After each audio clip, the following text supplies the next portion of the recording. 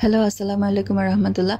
আমি ফারজানা চৈতি একটা নতুন ভিডিও নিয়ে আসলাম। এই ভিডিওতে আমি আলোচনা করব আমি কিভাবে হোয়াইট পেস্ট তৈরি করি। হ্যাঁ, আর হোয়াইট পেস্ট পদ্ধতিতে রং তৈরি করার ক্ষেত্রে আমি কী মানে সাবধানতা অবলম্বন করি যে আমার রংটা শক্ত হয় না। ঠিক আছে, আমি অনেকদিন ধরে এটাকে স্টোর করতে পারি।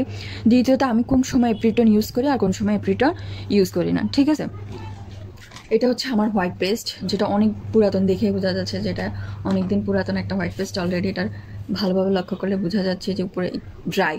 ঠিক আছে, তো এখানে আমি মেজারমেন্ট বোঝানোর জন্য, অর্থাৎ আমি মেজারমেন্ট বোঝানোর জন্য এটা হচ্ছে যে আমি 1 চামচ ধরতেছি, 1 চামচ। তারপরে এটা দেখুন, এটা 2 চামচ,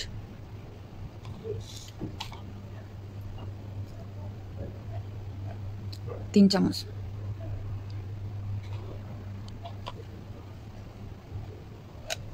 4 চামচ,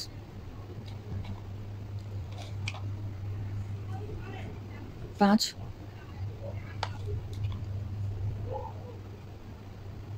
এটা হচ্ছে 6। এটা হচ্ছে আমার হোয়াইট পেস্ট।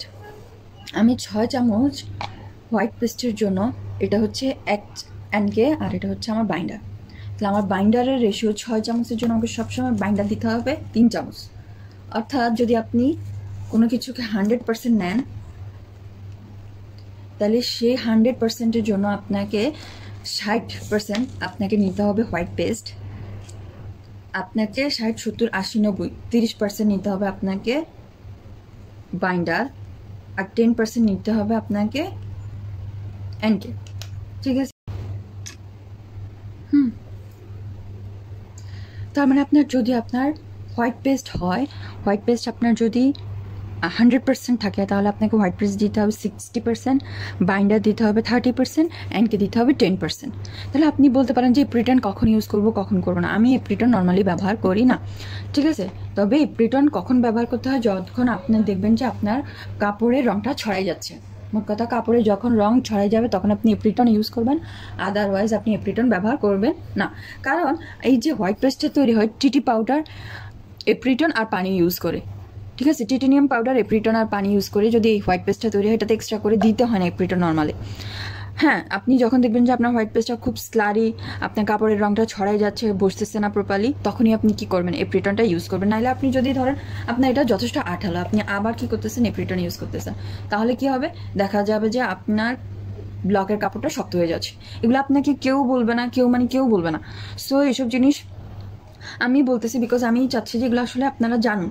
অনেকেই কমপ্লেন, ব্লকের কাপড়ের রং থাকে না, দেন আবার দেখা যায় যে, তাহলে 1,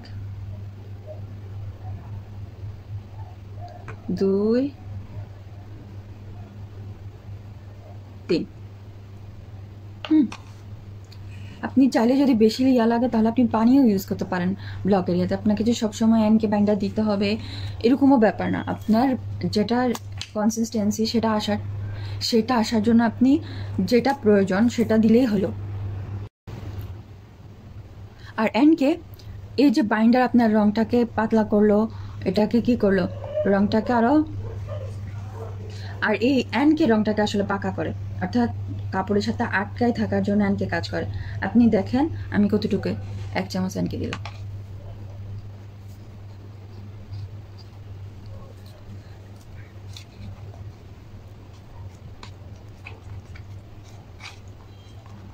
হ্যাঁ, বাইন্ডার আসলে রংকে পাতলা করে এবং রংকে বাড়াই দেয়, আর NK কি করে, NK আপনার রংটাকে পাকা করে দেয়, কাপড়ের সাথে আটকাইতে হেল্প করে। আপনার বাইন্ডারের মাত্রা যদি বেশি হয়ে যায় তখন আপনার রঙে কিন্তু বসতে চায় না। ঠিক আছে,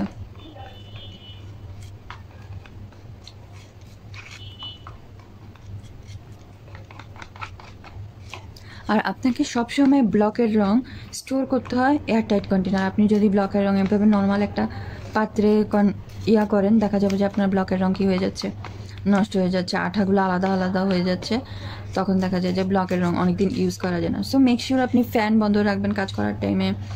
আপনার যে ইয়াটা আছে সেটাকে কি করবেন, আমি এপ্রিটন ইউজ করতেছি না, কারণ আমার এই কনসিস্টেন্সিটা, আর আমি একবার এপ্রিটন দিয়ে যেটা দেখাইছি সেটাও আমার চ্যানেলে আছে, আপনারা যাই দেখতে পারেন।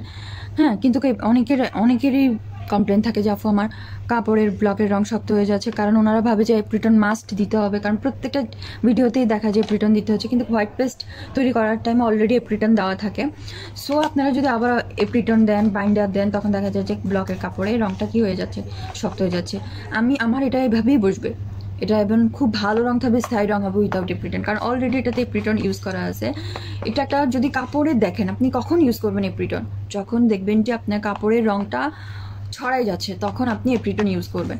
আর এনকে আপনি মনে রাখবেন, আপনি যেইভাবে রং তৈরি করুন, আপনার রেশিও হচ্ছে যে হোয়াইট পেস্ট হচ্ছে 60% থাকবে। 60% এই কারণে আমি দেখেছি যে 6 চামচ, আপনার বাইন্ডার হবে 3 চামচ, 1 চামচ।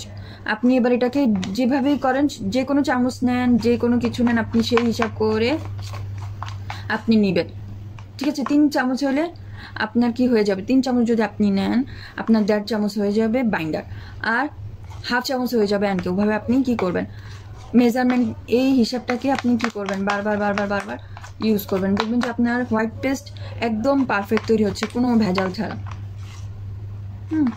এই যে আমার এটা একদম এটা আসলে কোনো কি নেই।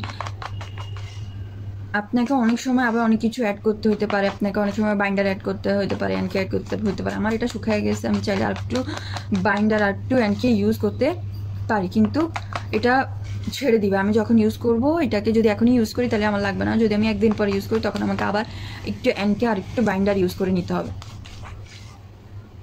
কি হবে এটার, আপনি যদি এটাকে যে কোনো কালার করতে চান, সেই কালার থিওরি অনুসারে কালার মিক্সিং করে এটাকে রং দিলে এই হোয়াইট পেস্ট, এটা আসলে এখন সাদা রং, আপনি যে কোনো কালার দিলে সেটা পরে ওই কালারে রূপান্তরিত হয়ে যাবে। আশা করি আমি আজকে আপনাদেরকে একদম রিয়েল, যেটা এক্স্যাক্টলি বিভিন্ন প্রতিষ্ঠান ফলো করে রং তৈরি করে শেখায়, সেটাই দিলাম। এটা আপনার এটাতে কোনো সমস্যা হবে না, কাপড়ের রং বসে যাবে, কোনো ভেজাল হবে না। সো আই হোপ এটা আপনাদেরকে অনেক হেল্প করছে। আপনারা সবাই আমার চ্যানেলকে অবশ্যই লাইক, শেয়ার অ্যান্ড সাবস্ক্রাইব করবেন। আসসালামু আলাইকুম রহমতুল্লাহ। এটা আমাকে আসলে অনেক বেশি মোটিভেট করে, so please subscribe my channel. Okay, bye. আসসালামু আলাইকুম রহমতুল্লাহ।